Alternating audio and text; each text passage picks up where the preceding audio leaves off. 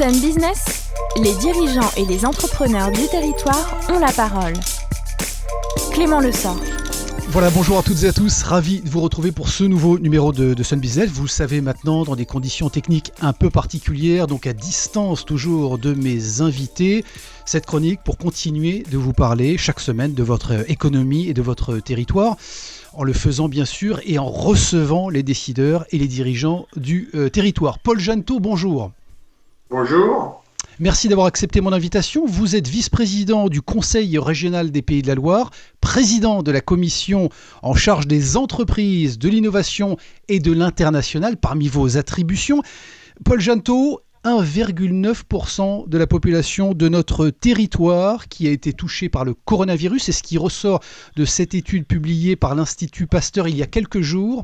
En face, 36% de baisse de l'activité économique pour notre territoire, au même titre que sur le plan national, en moyenne. Pour autant, nous avons été 6 fois moins impactés en termes de santé que d'autres territoires.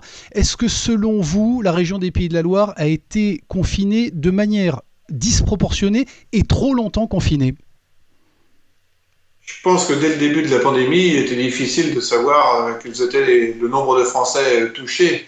Et donc, il y a eu une envie de protection ou un principe de précaution qui s'est appliqué à l'ensemble du territoire national et qui a évité quand même la propagation de la pandémie et qui a évité aussi un engorgement. Le terme n'est pas beau, mais c'est un terme qui convient bien, une sorte de surpression dans les services de réanimation de la région des Pays de la Loire et de la France.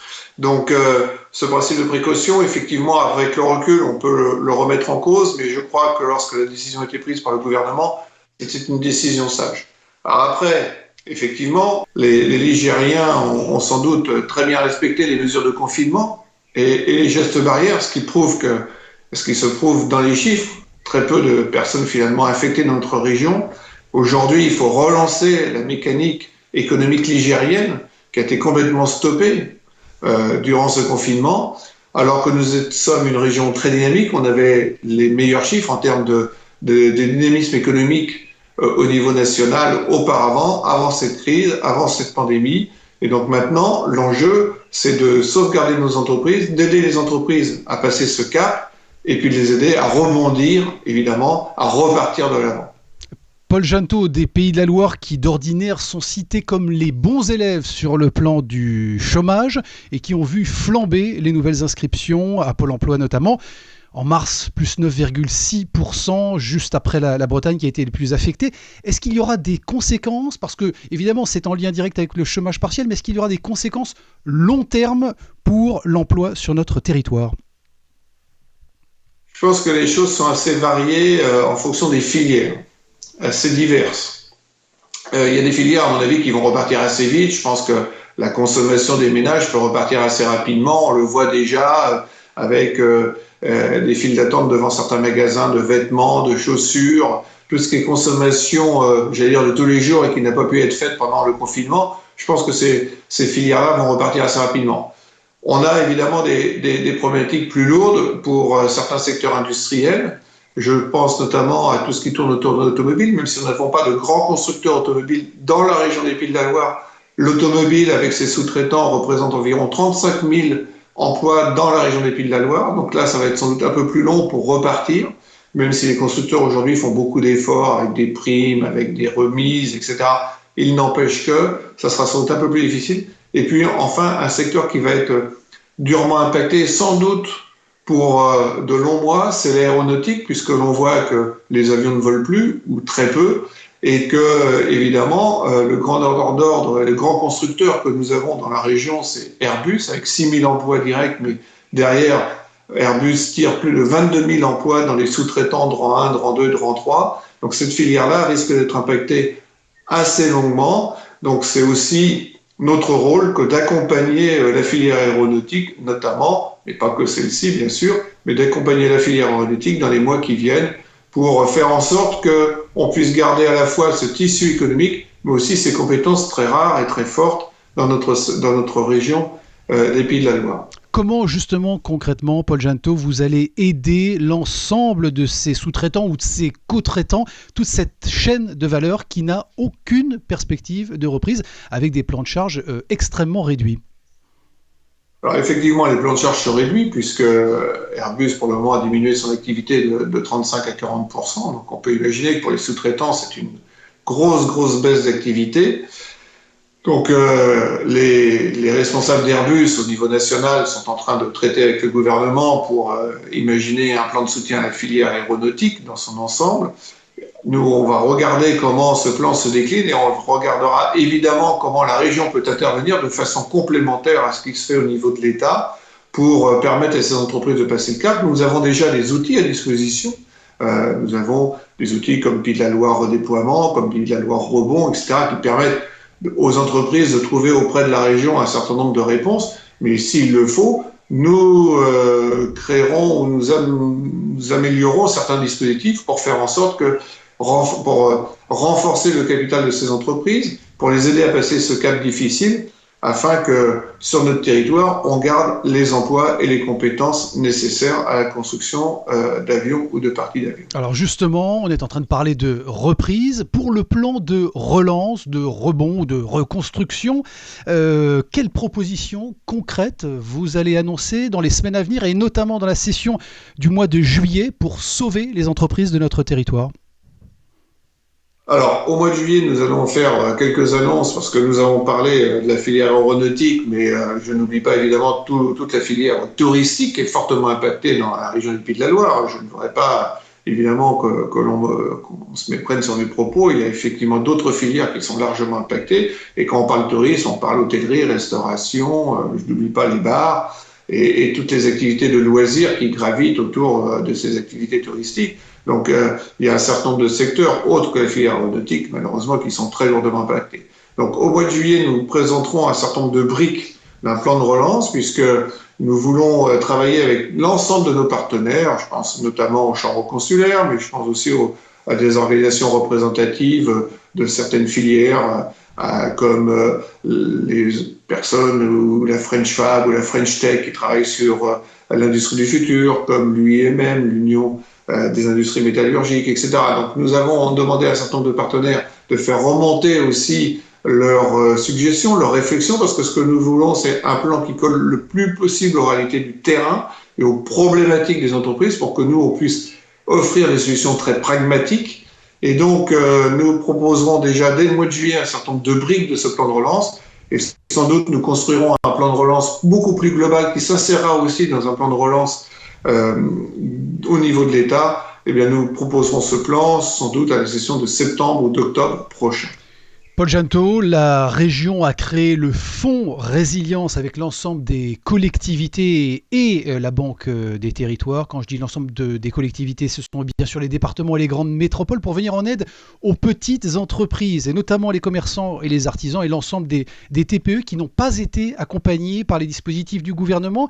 Est-ce qu'il y avait un trou dans la raquette de la solidarité nationale ? Est-ce que les petites et très petites entreprises finalement sont les grands oubliés du gouvernement ? Non, je ne pense pas qu'on puisse dire que les TPE, les petites entreprises sont les oubliés du gouvernement, mais ce que nous voulions, c'est qu'il n'y ait pas de trou dans la raquette et que personne ne soit laissé sur le bord du chemin. Donc c'est pour ça que nous avons créé ce fonds résilience, comme vous l'avez souligné, avec l'ensemble des départements, l'ensemble des intercommunalités de la région des Pays de la Loire. Et donc ce fonds est doté de 32 millions d'euros. Aujourd'hui, nous avons reçu déjà plusieurs centaines de dossiers que nous sommes en train d'examiner. Et nous offrirons à ces entreprises des avances remboursables de différents montants en fonction du chiffre d'affaires. Nous sommes en train de regarder les choses de très près et s'il faut ouvrir un peu plus largement ce fonds résilience, nous le ferons, là aussi de façon tout à fait pragmatique. L'idée, c'est que l'ensemble des entreprises qui ont besoin d'un coup de pouce, d'une aide, d'un accompagnement durant cette période très compliquée pour beaucoup d'entreprises, puissent se trouver, que ce soit au niveau national ou que ce soit au niveau régional. Ne laissez justement aucune entreprise sur le bord de la route. Paul Janto, est-ce que c'est un vœu pieux ou au contraire, vous pouvez nous dire aujourd'hui que aucune entreprise, il n'y aura aucun dépôt de bilan, aucune liquidation financière à déplorer à cause de cette crise sur notre territoire ? Tout au moins, c'est notre souhait, évidemment, qu'il n'y ait pas de dépôt de bilan, qu'il n'y ait pas de cessation d'activité. Nous mobilisons tous nos outils pour cela. Pour autant, je ne peux pas évidemment m'engager personnellement sur une telle proposition, mais nous avons mobilisé un certain nombre de moyens. Vous savez que la région des Pays de la Loire a mobilisé dans un premier temps 56 millions d'euros, plus le fonds résilience. Nous avons rajouté de l'argent dans le fonds national de solidarité mis en place par l'État, avec le soutien de BPI et avec le soutien des assureurs et de l'ensemble des régions de France. Donc au total, c'est plus de 50 millions d'euros de mesures nouvelles par rapport au budget primitif que nous avions voté en décembre 2019 pour soutenir l'économie locale. Mais cet argent-là, ces 50 millions d'euros de mesures nouvelles, ont un effet de levier puisque ça permet aussi aux entreprises d'aller voir leur banquier, d'emprunter pour l'une améliorer son besoin en fonds de roulement, l'autre couvrir certains investissements qui avaient été prévus. Donc, si vous voulez, cette somme permet de générer de lever à peu près 320 millions d'euros sur l'ensemble des Pays de la Loire. Donc, c'est pas des sommes tout à fait neutres qui viennent s'ajouter évidemment au Fonds national de solidarité et puis aux mesures décrétées par l'État de report de charges, d'annulation de charges dans certains secteurs d'activité. Aujourd'hui, ce sont quand même 80 000 entreprises des Pays de la Loire qui ont bénéficié du Fonds national de solidarité pour le volet 1, plus un certain nombre qui bénéficient du volet 2, plus le Fonds résilience, et je ne parle pas des autres dispositifs, j'en ai dit un mot tout à l'heure, mais le Pays de la Loire rebond, le Pays de la Loire redéploiement, des reports de charges aussi ou d'annuités d'emprunt accordées par la région des Pays de la Loire. Tout ça, ce sont des dispositifs qui s'accumulent en fonction aussi, qui correspondent aussi en fonction de la taille des entreprises dont on parle. Paul Janto, vous évoquez justement tous ces dispositifs et tous ces chiffres, ces montants. Aujourd'hui, on a l'impression que tout le monde se dit keynésien, même les plus farouches défenseurs de la maîtrise de la dépense publique. Est-ce que ce fameux « quoi qu'il en coûte » présidentiel est-il soutenable dans la durée si justement le taux d'endettement venait à dépasser le taux de croissance avec le fameux effet boule de neige? En tous les cas, pour la région des Pays de la Loire, c'est un effort financier très important puisque, en dehors des mesures purement économiques de soutien à l'économie locale, on a pris aussi un certain nombre d'autres mesures, par exemple l'achat de masques ou de gel hydroalcoolique pour les soignants, mais aussi des réductions substantielles dans les transports gérés par la région, dans les TER, etc. etc. Donc on considère que c'est une enveloppe de plus de 100 millions d'euros que nous avons mobilisée, mais c'était le rôle de la région que de le faire, que de se mobiliser auprès de ceux qui en avaient besoin, acteurs économiques ou acteurs du monde soignant, ou aussi personnes qui n'ont pas pu prendre le TER pendant quelque temps, et c'était bien normal qu'ils aient des allégements d'abonnement. Mais pour autant, ça veut dire aussi que la région des Pays de la Loire devra aussi faire des choix à l'avenir dans ses budgets prochains, ses choix d'investissement, ses choix de fonctionnement, puisque évidemment, ces 100 millions d'euros qui n'étaient pas prévus dans le budget, à l'évidence, eh bien, il faudra aussi trouver un moyen pour les couvrir, parce que nous n'avons pas le droit aujourd'hui de laisser notre budget, partir à volo, et nous avons toujours eu la volonté de gérer au mieux les finances publiques dans un souci de transparence et aussi dans un souci de ne pas augmenter les impôts locaux. Donc nous aurons des choix évidemment très importants à faire dès le prochain budget pour faire en sorte, sinon de revenir à l'équilibre, de retrouver un exercice budgétaire compatible avec les rentrées fiscales et les rentrées de dotation de la région des Pays de la Loire. Bon, donc des arbitrages budgétaires à venir, on sera attentif. Paul Janto, quelques mots pour terminer. Je m'adresse peut-être davantage à l'homme de santé, au pharmacien que vous êtes également. Est-ce que vous faites partie de celles et ceux qui estiment que ce coronavirus pourrait ne jamais disparaître et qu'il faudra finalement apprendre à vivre avec? Est-ce que notre économie devra s'habituer finalement à chaque saison à ce virus et potentiellement à des crises sanitaires à venir? Mon avis n'a pas trop d'intérêt en la circonstance. Ce qu'il faut, c'est écouter les scientifiques, les spécialistes. Aujourd'hui, je crois que lorsqu'on écoute les scientifiques, on a encore relativement peu de recul sur ce coronavirus. Ça fait que quelques mois finalement qu'on est rentré, que la population mondiale est rentrée en contact avec ce coronavirus un peu avant la fin de l'année en Chine et en Asie. Depuis quelques mois chez nous, les scientifiques mobilisent toutes leurs énergies. Au niveau mondial, on voit que tout le monde, tous les chercheurs se penchent sur la question. Les avis aujourd'hui sont partagés. Je crois qu'il faut laisser un petit peu de temps pour avoir du recul.